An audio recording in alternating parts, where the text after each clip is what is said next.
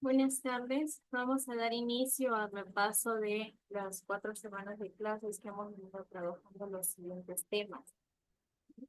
El primer tema que trabajamos en el curso de literatura fueron los organizadores visuales de la información. ¿Sí?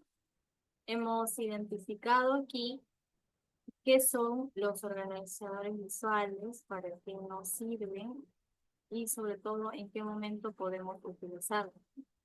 Que habíamos dicho, los organizadores visuales son técnicas que nos permiten crear representaciones visuales del conocimiento, ¿no?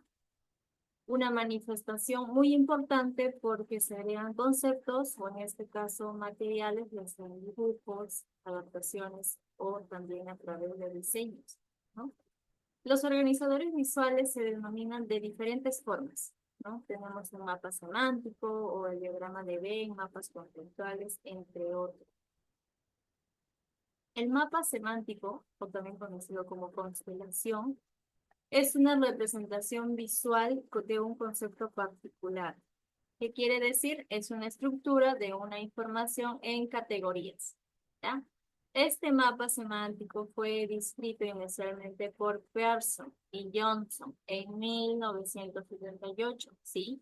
De esta manera, ellos han ayudado a activar todo un conocimiento previo establecido relacionado dentro de un tópico dado. ¿De qué forma? Al yo ser organizadores visuales, uno, tengo que hacer un análisis exhaustivo de un texto, tengo que identificar cuál es la idea principal, tengo que identificar a los personajes, los hechos más importantes, ¿no? De esta forma, hacer un organizador visual me va a ayudar a poder entender de manera más profunda un texto, ¿no? ¿De qué forma? ¿Cómo comienzo? Primero, con una lluvia de ideas, ¿no? Sobre el concepto del tema que yo voy a realizar. Y después a eso se van a ir conectando cada palabra mediante las líneas, o en este caso, los conectores que se van a utilizar al momento de hacer un organizador visual, ¿sí? Aquí, en el primer tema, hemos observado que una lectura pequeña, de, como título, El león y el perrito, ¿no? Y de esta forma hemos podido organizar un pequeño mapa conceptual, ¿no? Que en este caso el nombre del cuento, que es el león y el perrito, tema, la amistad, personaje, los dos personajes que se mencionan, el ambiente donde se realizó, los hechos, ¿no? Y los hechos, en este caso, el perrito se murió, el león dejó de comer. Palabras nuevas, siempre es bueno resaltar más que todo cuando yo leo un texto o algo, resaltar las palabras que yo todavía no conozco, ¿no? ¿Para qué? Para buscar su significado y recién poderlos interpretar, ¿ok? Aquí hemos observado lo que es un mapa conceptual, ¿no? Que habíamos dicho, un mapa conceptual es un medio, sobre todo, para visualizar conceptos relacionados en jerarquías, como pueden observar, ¿no? De arriba hacia abajo. Tenemos aquí los mapas conceptuales que están compuestos por los conceptos, que son sustantivos o palabras escritas en mayúsculas que van encerrados en el índice, ¿no? Las proposiciones que vean aquí en las flechitas, que son los conectores, ¿no? Que estamos utilizando para ser más breve. Y sobre todo las palabras de enlace se escriben sobre o al costado de las líneas de los conceptos. Depende del diseño del mapa conceptual que yo voy a utilizar. ¿Ven? Este es el primer tema en el cual se ha trabajado, identificar los organizadores visuales, quiénes son sus autores y sobre todo los conceptos, ¿no? Para yo poder realizar lo que es un buen mapa conceptual, ¿no? Como ese día de clase les dije, aquí ven un texto enorme, enorme, y en un mapa lo puedo hacer de esta manera, ¿no? Algo mucho más pequeño y más sencillo. En el tema número 2 hablamos sobre los organizadores visuales de la información, ¿no? Aquí el mundo ya, como ustedes saben, el mundo está propenso a diversos cambios, ¿no? Estos cambios no solo ocurren de manera social, política, sino también dentro de la literatura, ¿no? Cada época se va viendo la necesidad de poder crear nuevos métodos de aprendizaje. Bueno, en este caso, estamos viendo aquí cómo vamos organizando estas ideas, ¿no? ¿De qué forma? De aquí. Lo dice el filósofo griego Aristóteles con su Poética, uno de los primeros intentos por clasificar la literatura. Que dice, la clasificación en géneros nos ayuda a conocer sus distintas formas, ¿no?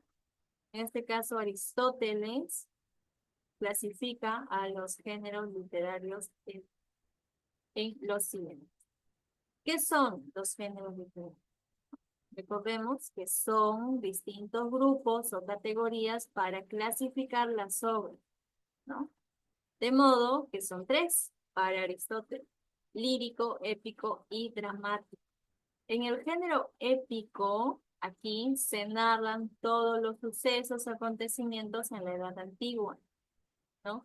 Que son sucesos, en este caso, de batallas entre naciones o también hazañas de un héroe, que se dieron en la literatura griega, la mitología, de los dioses, el Olimpo, etc. Ejemplo, género épico, las obras que más se destacan tenemos la Odisea y el Cantar de Homero, que exalta en el género épico los hechos heroicos, ¿ya? Narraciones de hechos heroicos. El género lírico. El género lírico ya se da más que todo en la Edad Media. En este caso, con los dispersos autores de los juglares. Como tenemos aquí a Federico García Lorca, un gran poeta representante del género lírico. El género lírico va a estar expresado en manera musical y expresado también, en este caso, a través de los versos, ¿no? Versos medidos o también conocidos hoy en día como los versos libres, ¿sí? Dentro del género dramático tenemos lo que es todos los acontecimientos sucedidos en un teatro, ¿ya? Es la representación ante un público, que se realiza mediante un diálogo, mediante una escenificación, la acción, ¿no? Los vestuarios, etcétera, ¿no? Aquí recordemos que el género dramático tiene, en este caso, su origen con la celebración en honor al dios del vino, a Dionisio, ¿no? Dionisio, que es el dios del vino. Ya después, Testis fue precursor del teatro clásico griego, ¿no? Y las especies del dramático tenemos lo que son la tragedia, la comedia y el drama, ¿no? Aquí en ejemplo tenemos una de las más grandes obras representativas de este género, que es Romeo y Julieta, de William Shakespeare. Y Ollantay, en este caso, por las representaciones de los sucesos aquí, de los acontecimientos con los signos, ¿no? Pero aquí tenemos dos más. Como ya les decía,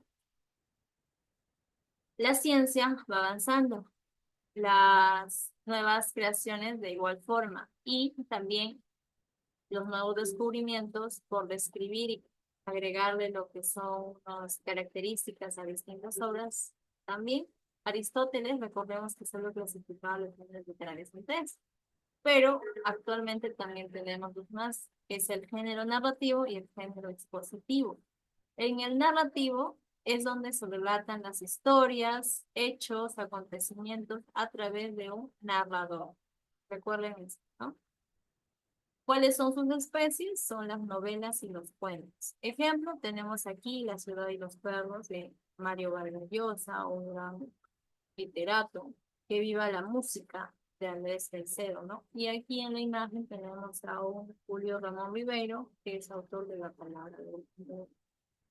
Y tenemos aquí también al género expositivo. En el género expositivo se ha hablado mucho sobre que aquí se crea lo que es las creaciones de historia. En este caso, es más como una opinión personal del autor sobre distintas formas de los conocimientos, ¿no? En este caso, en el género expositivo, se va a tratar sobre los temas de arte, filosofía, historia, deporte, etcétera. ¿Por qué se caracteriza fundamentalmente? Porque en el género expositivo se tiene que exponer y al yo exponer tengo que argumentar y si yo voy a argumentar tengo que leer, ¿no? Entonces de esa forma es uno de los géneros que más se pide y se destaca en todo el nivel educativo. Ejemplo, tenemos 7 ensayos de la interpretación de la realidad peruana de José Carlos Mariano. En el tema número 3 hemos tocado sobre la poesía y el verso, ¿no?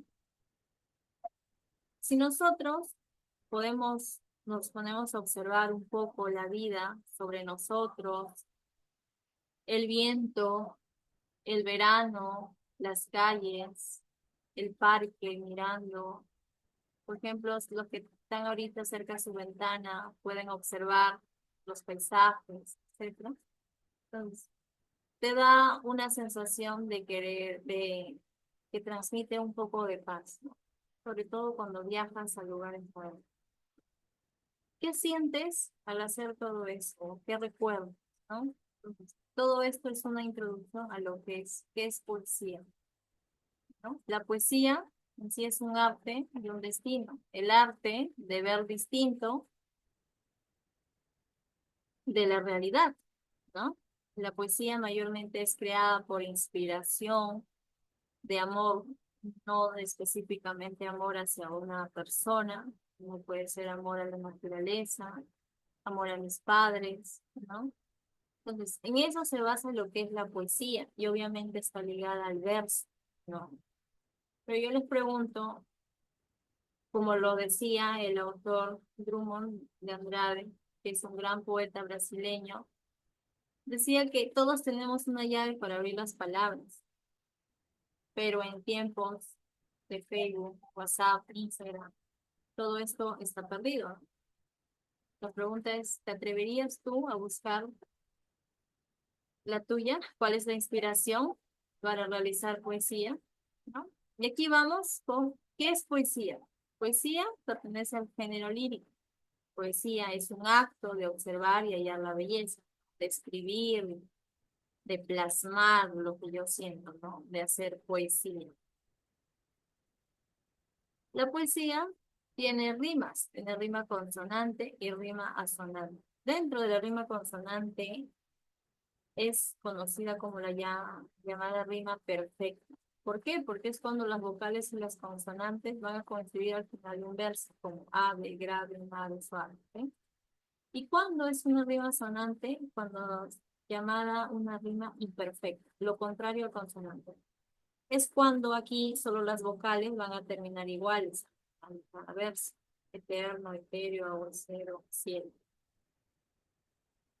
Hay distintos tipos de poesía según las estrofas que se van a presentar. A estas se les conoce como especies líricas. Tenemos aquí la oda. La oda se caracteriza más que todo por un lenguaje de entusiasta y elevado, que expresa asuntos muy diversos, de amor, de naturaleza o temas de la vida cotidiana. Y aquí tenemos una oda a la vida retirada de Fray Luis de León, ¿no? Y aquí observan una estatua de Fray Luis de León en Salamanca, España. Tenemos aquí ahora el madrigal. El madrigal es una composición poética, por lo general breve, de contenido amoroso. Más que todo se da en forma de canto. La elegía es la especie donde en este caso, el poeta sufre por la pérdida de alguien, de un ser amado. La égloga es donde el poeta va a expresar sus sentimientos, en este caso de los pastores y campesinos, ese ambiente más bucólico, ¿no? Más que todo ambiente así de la sociedad, no tanto relacionado al tema amoroso, sino más como una queja, un pedido de auxilio, ¿sí? Este es el tema número 3. En el tema número 4 hemos tocado lo que son las figuras literarias. Aquí los escritores en sí no se identifican, no se quedaron, digamos, estancados, se quedaron conformes con todo lo que ya habían investigado. Así que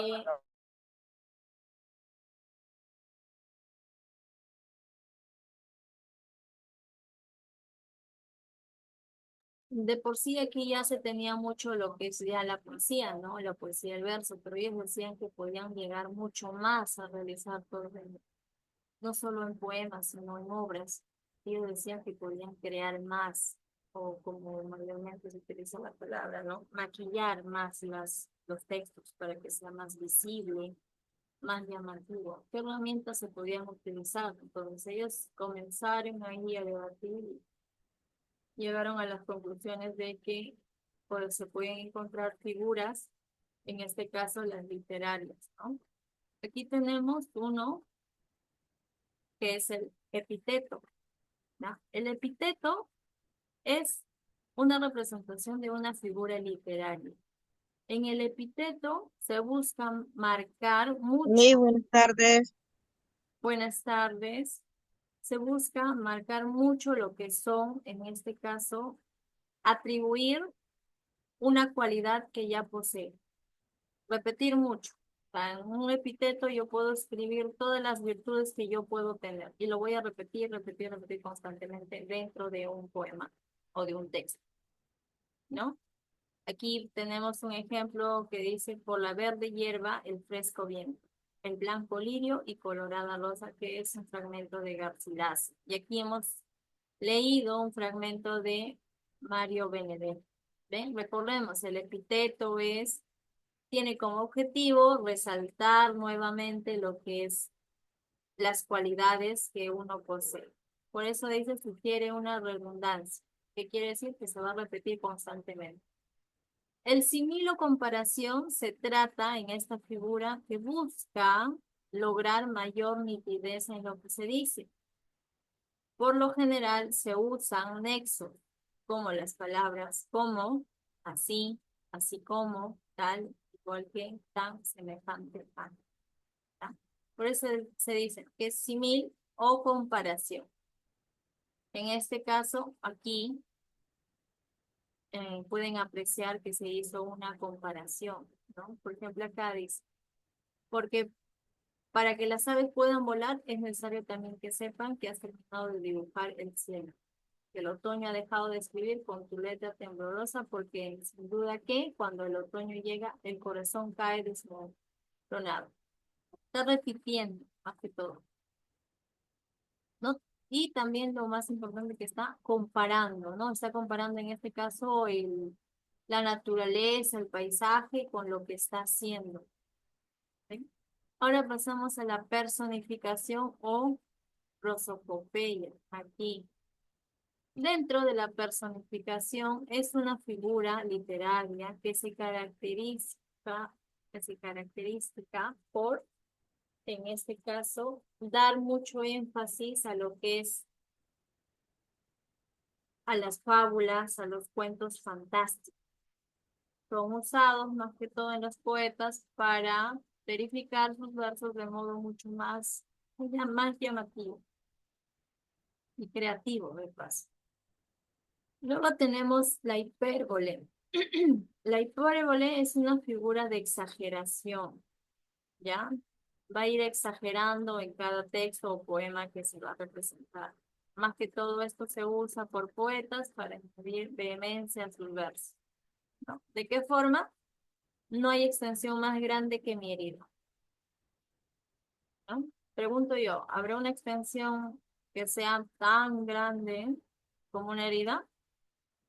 No, ¿verdad? Porque una extensión puede ser inmensa. Mi herida, ¿cuánto mido? ¿1,70 m? Ya. Entonces a eso se refiere con hipérbole, está exagerando lo que. En el hipérbaton consiste en desordenar los versos, va a alterar su orden lógico, el hipérbole. En este caso hay muchas obras que también están desordenadas, ¿no? Por decir, yo leo el principio y después me pasa y me va contando lo que sucedió mucho más antes. A eso se refiere el hipérbole, están desordenados. ¿Para qué? Para darle quizás un tono nostálgico. ¿Dónde observo más también el literato? En obras, sí, pero también en novelas o en series, ¿no? O en películas. ¿Se han dado cuenta de los que han visto películas? que primero comienza con una historia y a mitad de la historia recuerda lo que pasó después, ¿no? Está desordenado, a eso se le llama como hiperbole.